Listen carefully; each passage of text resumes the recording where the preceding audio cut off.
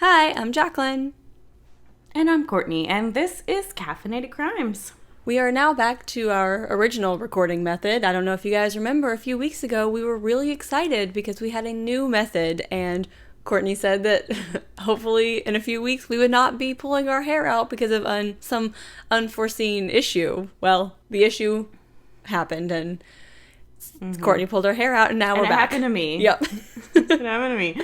So, yeah, I don't know what happened in the converting of audio files to Zoom, which I know hundreds of podcasts use. Mm-hmm.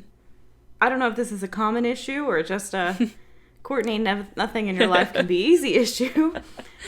Jaclyn's whole audio on her separate clip sound like this. We should have just left the whole podcast like that. I mean, that would have been so entertaining, right? You guys would have loved that. But we were able to use the full audio, like, from, like, both of our recordings. Mm-hmm. So I would just mute one of us and then cut out. And if the little waves looked different, I'd have to listen. It was time consuming, but it was passable. Yeah. So, which is unfortunate because that method was easier than recording directly to GarageBand and having to FaceTime on our phones and this whole, mess. But, I don't know if you guys use Zoom for podcast or any other kind of recording and you've ever had that issue, let us know, because now we don't know why that happened, so we don't know how to prevent it from happening in the future. So that's the unfortunate part. We do video episodes for Patreon once a month now, so whenever we do that, we're going to use it, and then maybe over time we'll build up trust, but it's a tough one. It's a catch-22 because on one hand it was much easier and it took out a bunch of background noise. But on the other hand, like, our audio is a little bit clearer with GarageBand and it's a little more complicated. I wish I could merge the two somehow. If only this perfect technology existed. But I do want to say, I feel like it was like about time for Courtney to have an editing mishap because I had to deal with the Lacey Peterson that I had to edit 4 times, and then also the Gina 6 that I had to re-record my entire part. So I just, I feel like Courtney was due. It was time. I was due, and it was a pretty big one. I mean, not as big as re-recording a whole episode, but it was. Which is what I thought was going to have to happen with that one, so. I did too. That's why whenever we did the Zoom, I leave my computer open while it's converting and I immediately put it into GarageBand as the 2 sounds and save it just to be like, it's done, taken care of. Yeah.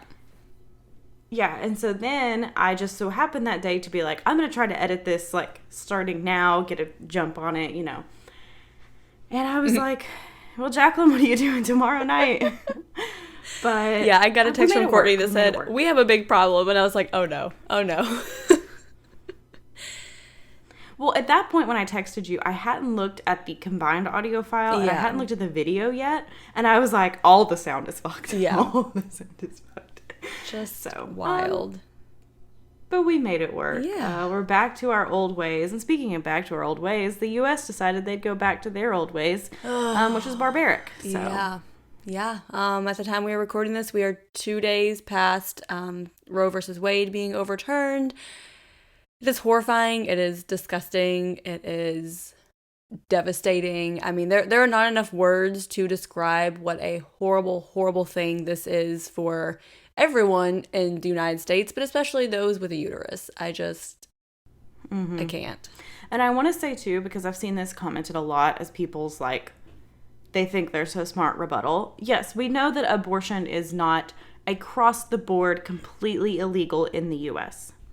But there are about 20 states, half of which I think have immediate laws that go into place that make abortion completely illegal. Yes. And no exceptions for rape, no exceptions for incest. And we've even seen these states try to force laws, like I know Indiana, I think, and Oklahoma, some states have been forcing, like, women who have miscarriages are supposed to have funerals for their babies. And soon that will be, like, seen probably in the eyes of a white old-ass lawmaker who knows nothing about science being like, well, you killed your baby because you had a miscarriage or you have an ectopic pregnancy. Like, what it goes into without the protection of Roe v. Wade is immense. Like, it is very, very deep. And it's like, they're going to start making laws where it's illegal to travel to get an abortion. Mm-hmm.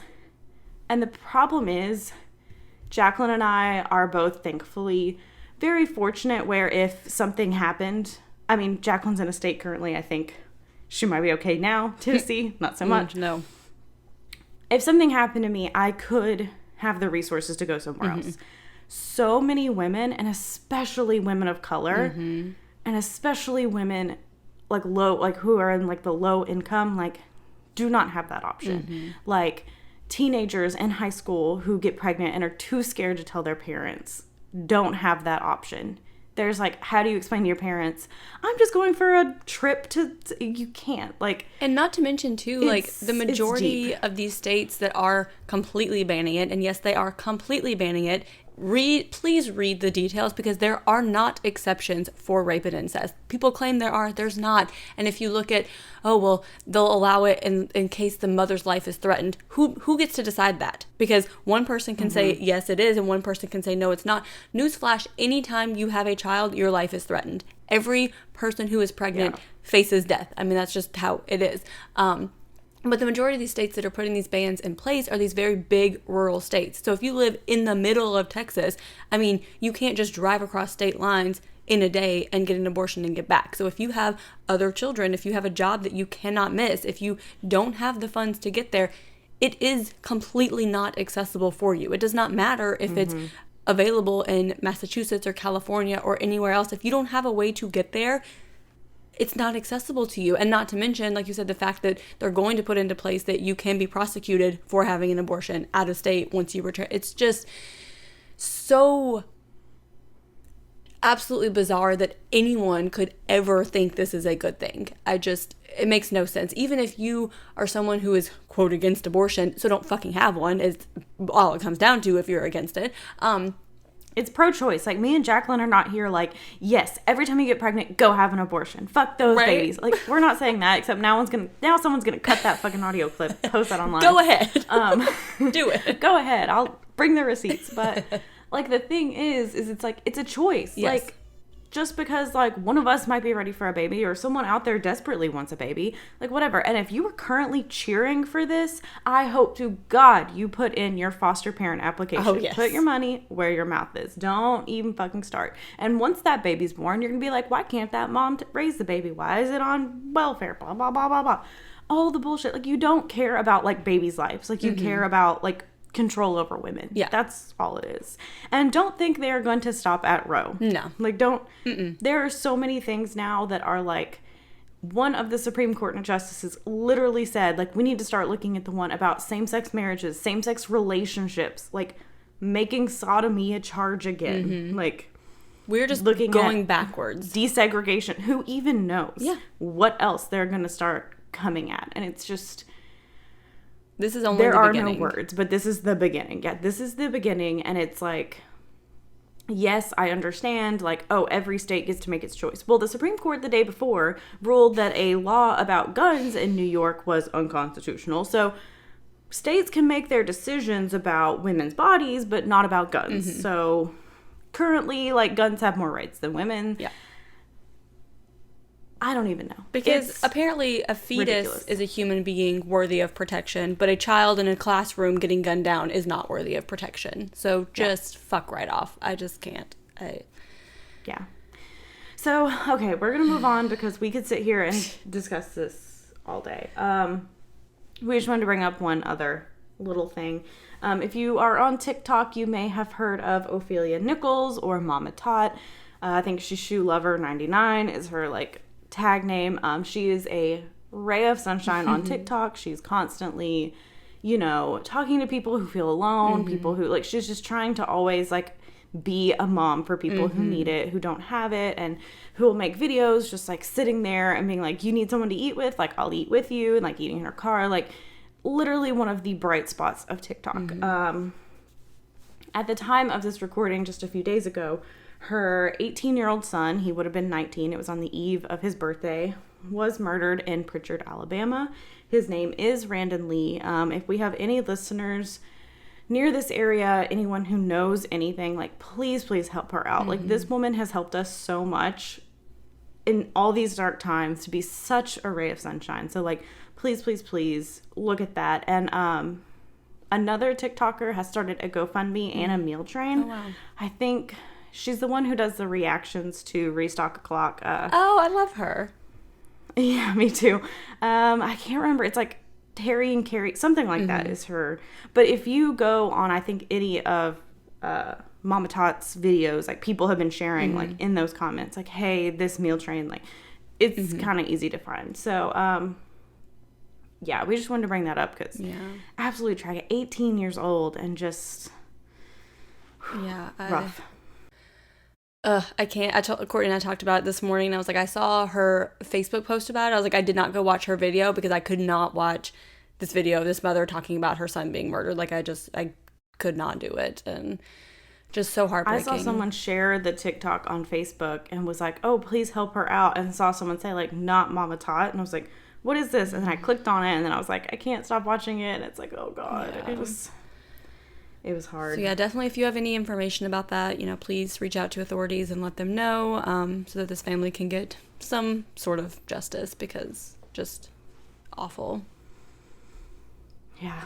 Well, should we get into the case now that we're all thoroughly depressed? I guess so. Wow. What a downer. Yeah. Happy July. Happy July. And I think this comes out the day after 4th of July, but I am not celebrating this broke ass country. Fuck it. We are not wearing red, white, and blue. I'm wearing black. Yes. I'm grieving. Okay. So, our resources for this week are a Britannica article, a biography article, a history.com article, All That's Interesting, ABC News, and LA Times. So, John Winston Lennon was born on October 9th, 1940 in Liverpool, Merseyside, England. I hope that's how you say that. I should have looked that up. They'll let us know. Yeah.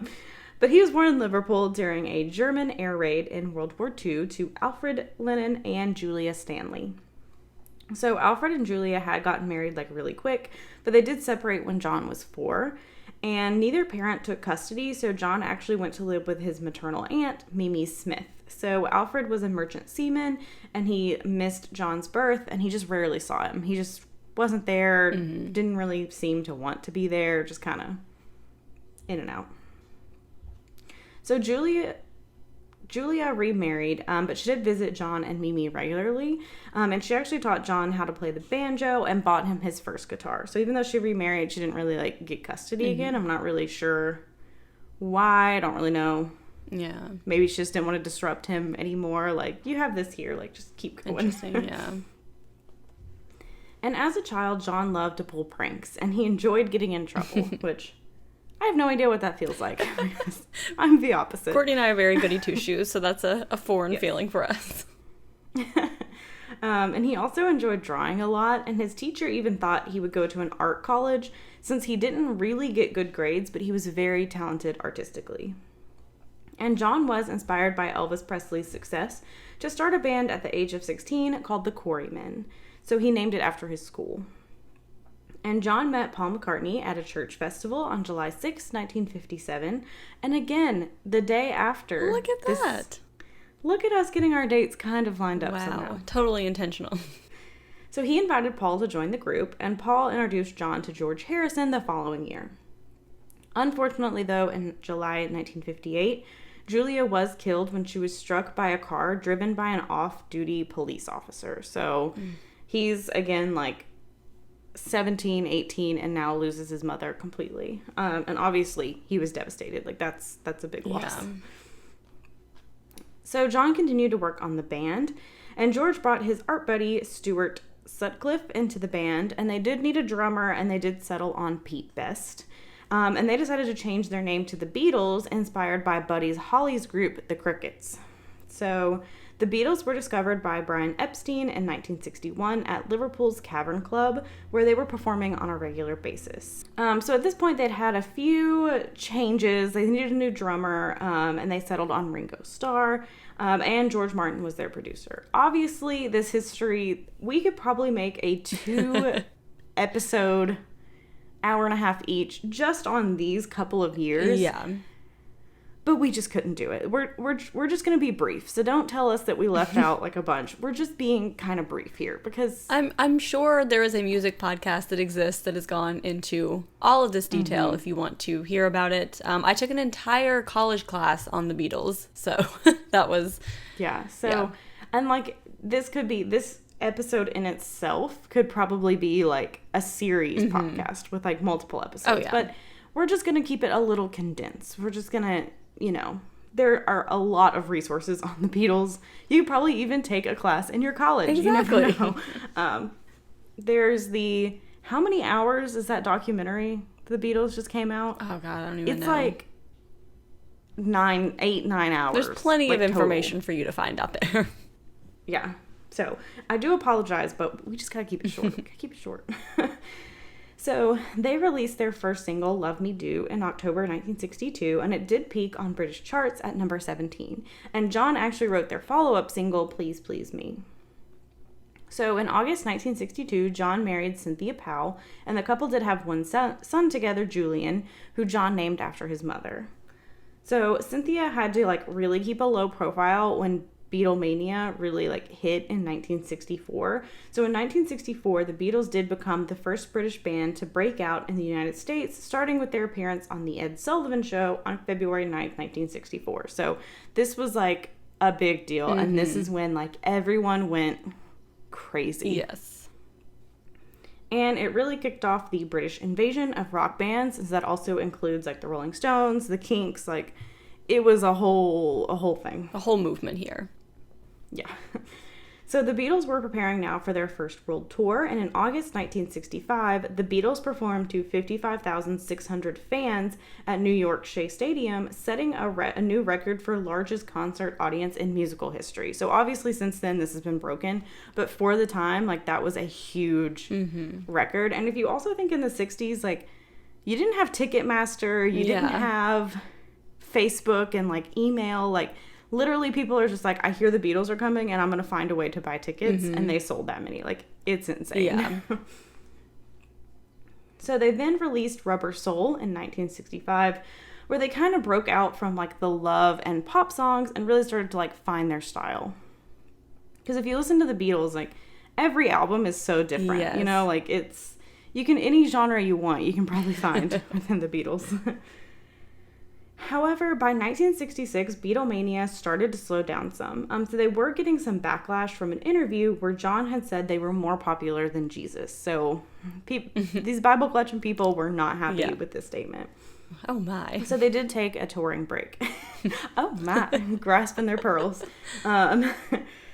So they then came out with the album Sgt. Pepper's Lonely Hearts Club Band in 1967. And on August 27th, 1967, Brian Epstein, the man who had discovered them, because I know we've said a lot of names, died of an accidental overdose on sleeping pills. So Paul now is trying to take some leadership over the group, and they were experimenting more with their music.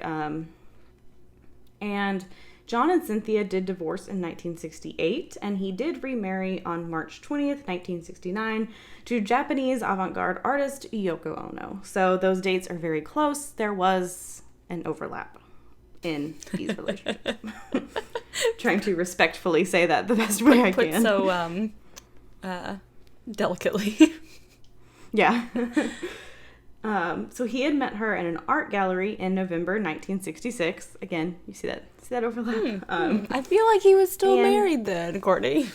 Yeah, he was. He definitely was. And there were reports that John and Yoko's relationship was really putting a strain on the group. So I feel like most people these days, there is a large group of people who will be Yoko Ono alone is responsible for the Beatles breaking up. They just want to blame her. What? People want to blame a woman for something that had to do with a group of men? I'm so shocked. I have no idea. No wonder they're taking our rights away. Oh, God, okay. Jesus. I was making some bad, depressed jokes yesterday, and Kevin was like, we're not okay over here, guys. We are not okay. We're not okay. Mm-mm. Okay, anyway. Back to John and Yoko. So they also staged a, quote, bed-in, where they had a peaceful protest staying in bed while doing interviews, which sounds magical. Yeah, that sounds pretty legit. I'm on board with that. Yeah. And there's like videos of them like doing interviews and all this, and they're just like sitting in a bed like with this beautiful view behind them, like, hey, that sounds like the kind of protest I want to participate in. And John did officially leave the Beatles in 1969, like in the September of 1969. And they had just completed recording Abbey Road. So he left right after that. And the news of the breakup was kept quiet until Paul announced that he was also leaving in April 1970. And that was a month before they released the album Let It Be, which had actually been recorded right before Abbey Road. So they're kind of just recording. I feel like they were just in the studio recording at like the fastest pace ever. Yeah, just like absolutely. Song. Putting out so much. So John soon started experimenting with solo work, and his most popular solo album, Imagine, including the single Imagine, which I would say is his biggest solo hit. For sure. That came out in 1971.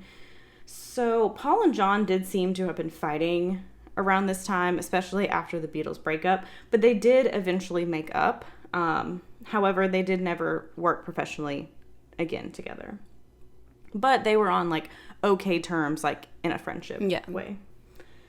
So John and Yoko moved to the United States in September 1971, and they were regularly threatened with deportation by the Nixon administration. So they really believed it was due to their activism against the Vietnam War, and they tried to be like, no, it's not. What are you talking about? Well, documents were later found to prove they were right. So when Nixon resigned in 1976 because of Watergate, they found those documents like proving that is why they were trying to deport them.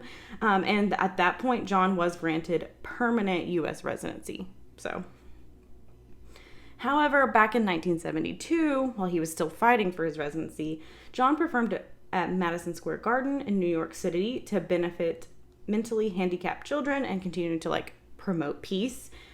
And the immigration battle really took a toll on his marriage, and John and Yoko did split in the fall of 1973. So John went to Los Angeles, he partied often, as you do after a breakup, you just gotta let your hair down, go have some fun. He released more solo albums, and he even collaborated with Elton John and David Bowie.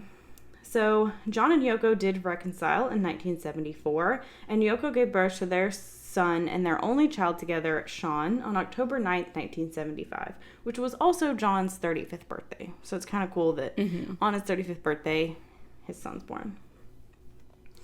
So shortly after this, John decided to leave the music business and really focus on being a father and a husband. And he did return to music in 1980 with the album Double Fantasy, featuring the single Just Like Starting Over. So around this time, John was living in New York City again with an apartment in Manhattan. So the apartment building was called the Dakota, and he really enjoyed living there and enjoying a more quiet lifestyle. He kind of said in England there were like mobs of crowds just like following you, but in New York, like people might say hi or ask for a photograph, but they're mostly going to leave you alone. They're not going to just like follow you around like a lost puppy. New Yorkers are just like doing their own thing. Like they don't give a shit about famous people. And, like, if you're visiting New York, you're like, yeah, I want to go see John Lennon, but I got to see everything else. I can't just sit here. I can't wait. I got lots of people to follow, so. What if you do another bed-in? Like, I can't do it. So, on December 8th, 1980, just weeks after he released Double Fantasy, outside of his apartment, a fan asked him to sign an album, and he did. And later that evening, when John was returning around 11 p.m. that evening, the same fan was waiting for him outside his apartment. So he decided, I'm not going to sightsee. I'm going to wait right here. This fan, Mark David Chapman, pulled out a gun and shot John. So John was rushed to the hospital, but was losing a lot of blood and did die en route to the hospital. And he was only 40 years old. So who is Mark David Chapman, and why is he wanting to kill John Lennon after John Lennon signed his album for him? What's going on here? So, Mark David Chapman was born on May 10th, 1955 in Fort Worth, Texas. His father, David Chapman, was a U.S. Air Force staff sergeant and was also physically abusive to his wife, who worked as a nurse. Mark later said in interviews that he would like wake up to hear his mother screaming his name like while his father was beating her, and he said like sometimes I'd come out and he would stop, like, but that's a lot for a kid to see and have to have that responsibility on your shoulders. He did have a sister named Susan who was born when he was 7. And Mark started doing drugs at 14 years old and regularly skipped school. He said he was bullied by other children, and that's why he had so many absences. And he even missed 2 weeks of school where he just lived on the streets of Atlanta, just like doing his own thing. Mark was actually a huge fan of the Beatles, and he'd always dreamed about being in the band. And he even told a friend once that during a prolonged LSD trip that he believed he had become John Lennon. However, Mark was not impressed when John said in the interview how the band was more popular than Jesus. Who? Jesus. Jesus. Jesus. Just gonna leave that in. So Mark did not like that John thought the band was more popular than Jesus. Again, we talked about that earlier and how, a lot of people were kind of put off by that. So this kind of soured Mark's admiration of John. Like, he's like, I don't quite have the same feelings towards you anymore. And a high school friend of Mark's even said that he would change the lyrics of Imagine to Imagine If John Were Dead. Which is as much as I dislike someone, I don't think I've ever said those, no. So, after becoming a born-again Presbyterian in 1971 and working as a counselor in Georgia, Mark read The Catcher in the Rye by J.D. Salinger. So, he felt particularly drawn to the novel's protagonist, Holden Caulfield, and he really felt that he identified with him, like his loneliness, his alienation from society. He's like, I really, get this character. So in 1977, Mark moved to Hawaii and became really depressed. He even had a failed suicide attempt during this time. He then got married to Gloria Abe, who was a travel agent in 1979. And Gloria said that in 1980, Mark's 10-year obsession with the Beatles congealed into a hatred of John Lennon in particular. So he's just really going down this rabbit hole of this love-hate obsession with the Beatles, and then now specifically John Lennon. He said that he believed... Which is such a turn to take of being I dreamed I was John Lennon. I want to be in the Beatles. And now you're I hate him. Yeah, you're what? How do we get here? But he believed that John was a poser who, quote, espoused virtues and ideals that he did not practice. So by October 1980, Mark had quit his job as a security guard... What is wrong with me? Mark quit his job as a security guard. Good Lord. And he did sign out as John Lennon on his final day, which is very eerie and bleh. So he then traveled to New York City.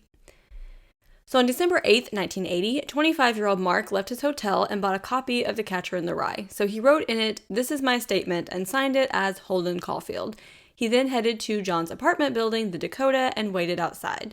So around 5 p.m., when John and Yoko came out, he asked for an autograph. Mark said that John was very kind to him and really patient with him. He took his time to sign the album, asked him if he needed anything else, just super personable, and you just approach this guy outside of his apartment and he's still super nice to you, and yeah, sure, I'll sign this, you want anything else? And it's taking the time, especially I would almost understand it more if he was please leave me alone, I'm trying to be private, and then you're even more mad, but this guy is you're a fan, I would love to talk to you, I'd love to sign something. Do you have something else you want me to sign? What do you want to talk about? What you want when you meet your idol. Exactly. It makes no sense. So when John and Yoko returned around 10:50 p.m., the Dakota doorman Jose Perdomo saw Mark standing by the door. Mark fired 5 shots from his Chester Arms .38 special revolver. 1 shot missed and hit a window, and the rest hit John in the back and shoulder, puncturing both his subclavian artery. Is either subclavian or subclavian, but I'm not really sure. Well, that artery. It's one of those. Yeah, and his lung. And Mark had used hollow point bullets that would explode shrapnel once they hit their target. So John staggered into the reception area. He was in shock. He's yelling, "I'm shot." Jose moved towards Mark and knocked the gun out of his hand and kicked it away. And then Mark sat down and waited for the police to arrive. So just, again, very bizarre behavior. So John did die on his way to the hospital. EMTs tried to resuscitate him, but they were not successful. And the coroner's report said that John had lost more than 80% of his blood. So Yoko Ono was now tasked with telling her son that his father had died, and a lot of America found out when it was announced on the Monday Night Football game that was airing on ABC. So the New England Patriots were playing against the Miami Dolphins, and it was a tied game with 3 seconds left. The Patriots kicker was attempting a game-winning field goal, and Frank Gilford and Howard Cosell announced that they had news that John Lennon had died. John's other son, Julian, was told of the news and rushed to New York City from London. So probably finding out, like, at the same time as everyone.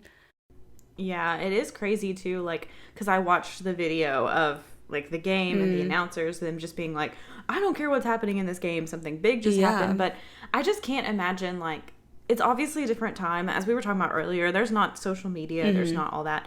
But just imagine, like, sitting and watching your game and then being like, did I just hear him say John Lennon is dead? Like, John Lennon's 40. Like what? What's happening? Like, this legend when he was, like, only 40. Like, what is happening? Like, what a crazy, like, time. Yeah. And like you said, like, it's different now because, like, we have the news, like, at our fingertips, but then it's, like, breaking news, like, they would interrupt whatever was on TV to announce that, you know? So it's like, yeah, obviously they're going to interrupt a football game to be like, the John Lennon has just died. Like, yeah. So Mark's lawyers immediately planned on an insanity defense and transferred him to Bellevue Hospital to be examined by psychiatrists from both sides for the upcoming trial. So in the months before he shot John Lennon, he actually thought about killing his father instead. He also had plans of murdering other celebrities, including Paul McCartney, Jackie Kennedy, Elizabeth Taylor, Johnny Carson, George C. Scott, and Ronald Reagan. So George C. Scott was a big actor in the 70s and 80s. He was also in Titanic as Captain Edward Smith. Yeah, that was the only name that I didn't, like, recognize. Same, yeah. And then when I looked it up, I was like, holy cow, like, Titanic's my favorite movie, and it's the captain. Yeah, like, holy shit. Oh, yeah. I'm really bad with names, so it doesn't surprise me that I would, like, who's that? Yeah, but his biggest career was, like, 70s, 80s. So Yeah. I'm sure, like, my parents, my grandparents, like, knew who he was, but, like, I know him from Titanic, which probably makes him roll in his grave right now. Sorry, sir. So the prosecution, prepared to present Mark Chapman, had acted in a calm, cool manner and committed a deliberate, premeditated murder.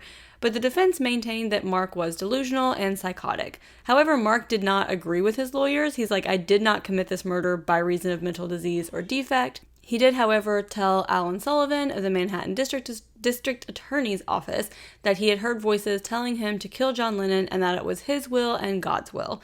So experts did determine that Mark was either psychotic, either a paranoid schizophrenic, maybe both, but he was deemed competent to stand trial. And in the end, Mark overruled his own attorneys and decided to plead guilty and forego the insanity plea. I just love how he's like, no, like, I did not do this by, like, you know, reason of, quote, mental disease or defect, but voices did tell me. Yeah. And God's voice did tell me. And I'm like, okay. Interesting, all right, sir. Sounds a little wacko, but okay. Yeah, if you say so. So, on August 24th, 1981, Mark was sentenced to 20 years to life in prison. So, after he was put in prison, Mark did say that he regretted killing John Lennon. He is serving his sentence in Wind Correctional Facility in Ayden, New York. His first attempted parole was in 2000, but he was denied partly due to the board believing that he was still trying to maintain his notoriety.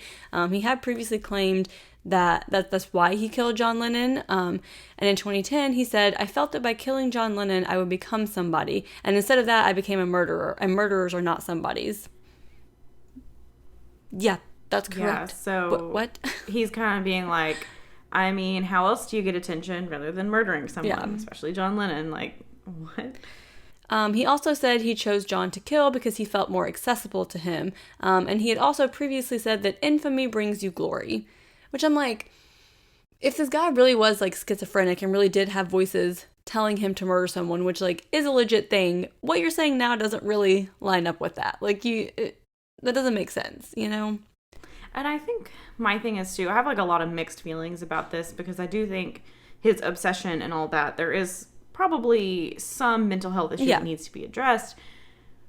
But, you know, he just pled guilty. He was like, whatever. So he's not really getting any treatment. So he's like wanting to get out. Yeah. But I definitely do think there is something happening. But you're also being like, I'm not crazy. I wanted to be famous. Yeah. So it's, I'm a little, like, lost exactly. Like, I don't know if he's been evaluated again, but I would like to see him evaluated again to see if they still believe. Yeah. But, I mean, in prison, you are not getting, like, that is the true. mental health, like, needs that you need. Yeah. Like, you might be getting some therapy and stuff, but it's not like when you do have the insanity plea and you go to, like, a psychiatric hospital and you get treatment. That is true. So in 2014, Mark told the parole board, "I'm sorry for being such an idiot and choosing the wrong way for glory," and said that Jesus had forgiven him. So the parole board was not moved, and they did believe that Mark wouldn't be able to remain at liberty without again violating the law. He was recently denied parole for the 11th time in August of 2020, and for each parole hearing, Yoko Ono has sent a letter urging the board to keep Mark in prison. Mark claims that he has become a born-again Christian and vows that if he is ever let out, he pledges to become an evangelist. So Mark has done many interviews and written apology letters to Yoko Ono, but we're not going to read them here because, like, he doesn't need any more attention or, glory. This is what he was going for, so that's why we're not going to. And they're, like, long letters, and I was just course. like, you can find it online. You can find it very easily, and just other things he's said, even as recently, I mean, 2010 is still, like, 12 years ago, but that far after the crime, I mean, 30 years after the crime, you're still saying, like, I wanted to be somebody, infamy brings glory, like, we don't need to hear any more of your words right now. No. So John Lennon is now memorialized in Central Park at a place called Strawberry Fields that Yoko Ono landscaped. It is across the street from the Dakota, and Yoko Ono also funded the Imagine Peace Tower in London and the John Lennon Museum in Saitama, Japan. However, the John Lennon Museum did close in 2010.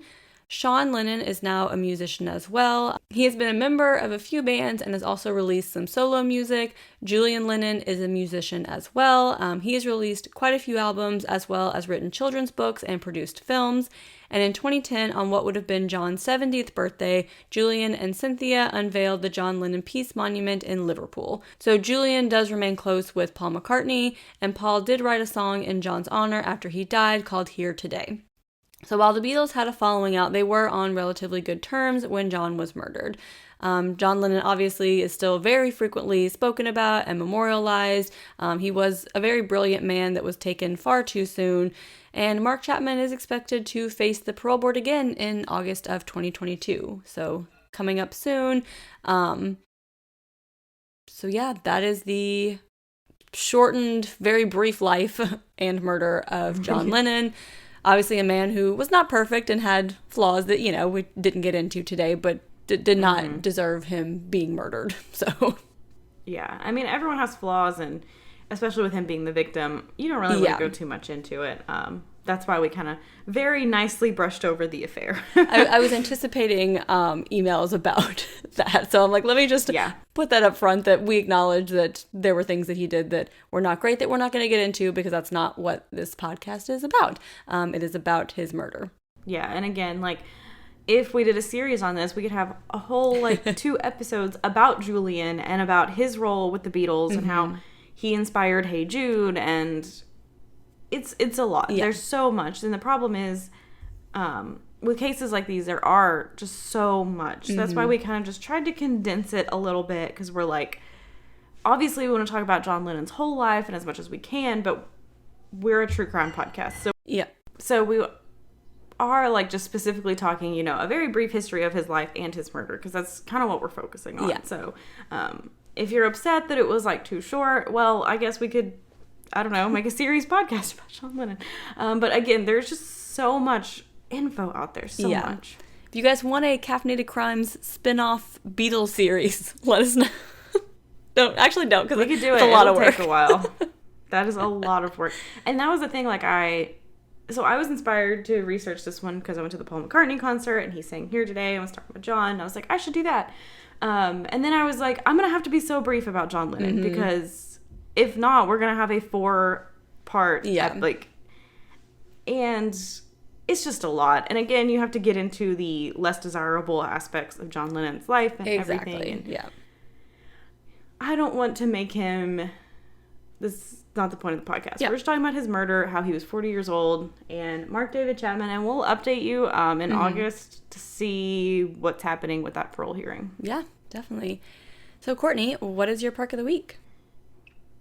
So my perk of the week is that Kevin and I, mostly Kevin, just bought a new car. Woo-hoo. So it's always exciting getting a new car. His car was like really on his last leg.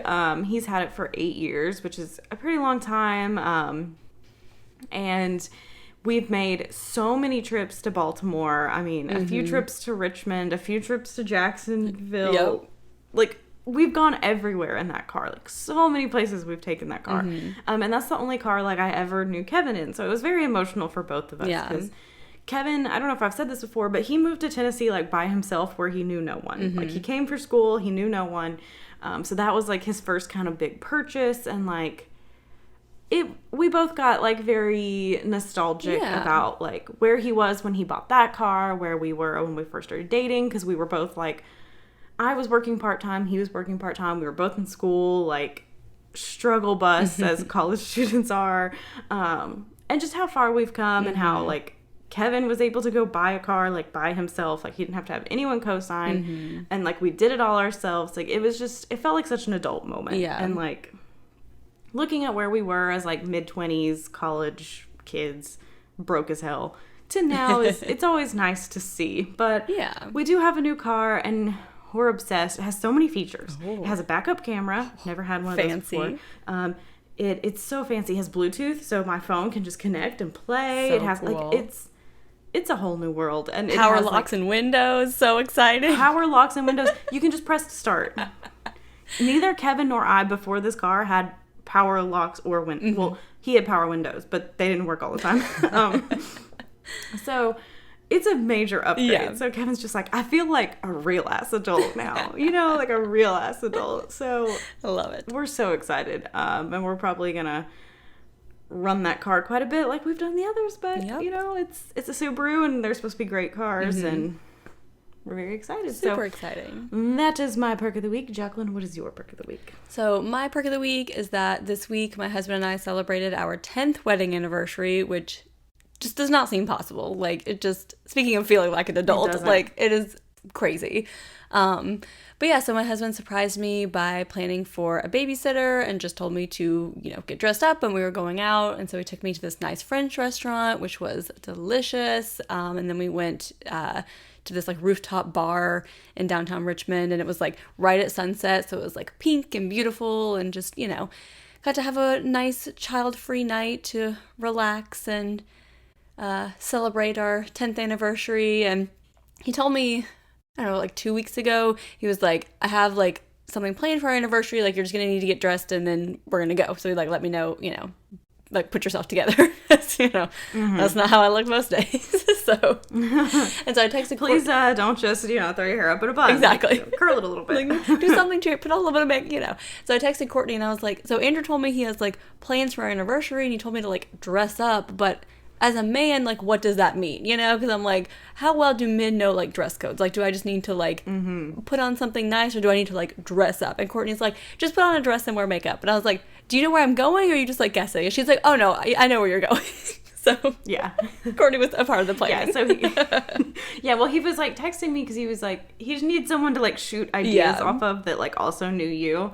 And so when he was like, I feel like she just needs, like, a night out, you know? Like, she is working full-time from home. Like, she's taking care of the baby 24/7. Like, she just needs a night out. And I was like, I think 3 times I was like, my only thing is, I agree, make sure you figure out the babysitter. Because sometimes, like, men are just like, yeah, we're going out, and they don't think about, like, a babysitter. Like, it's just a thing, you know? So I was like, make sure you already have that handled so that she doesn't have to worry about anything. She's not worrying, like, who's going to watch baby, whatever. You have it figured out. Like, make sure. That was my big point. Like, and it was funny when I was getting ready, because he told me we were leaving at, like, 6:45, and I was like, okay.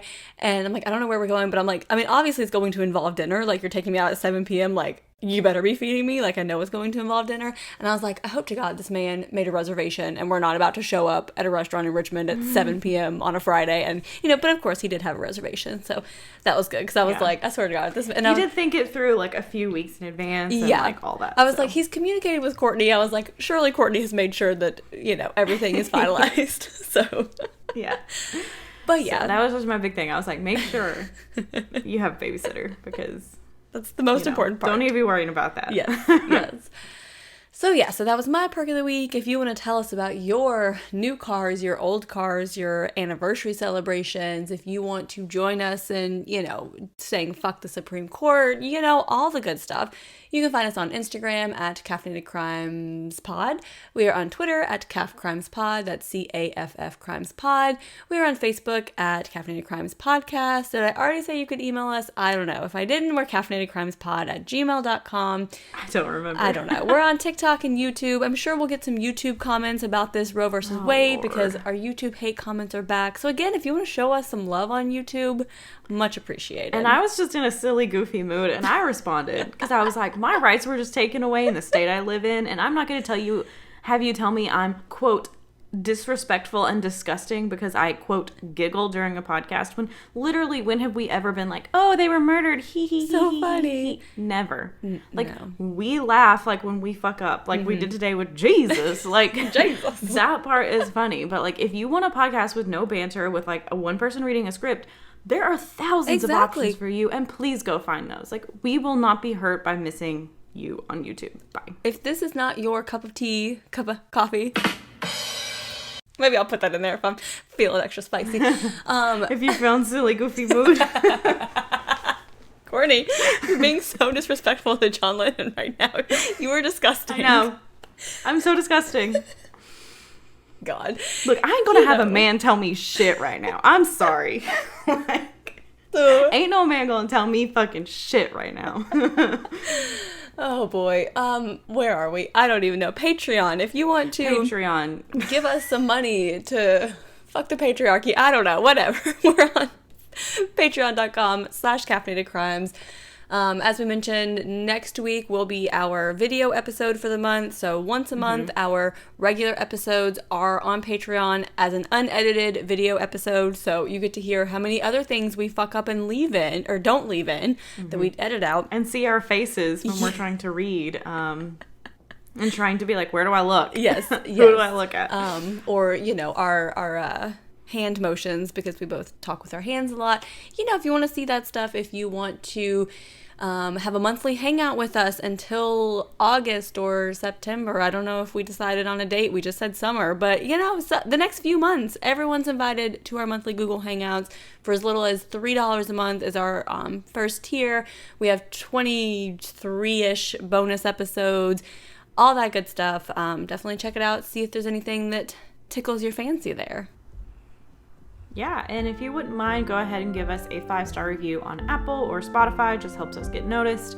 But in the meantime, go have a cup of coffee. And don't commit a crime.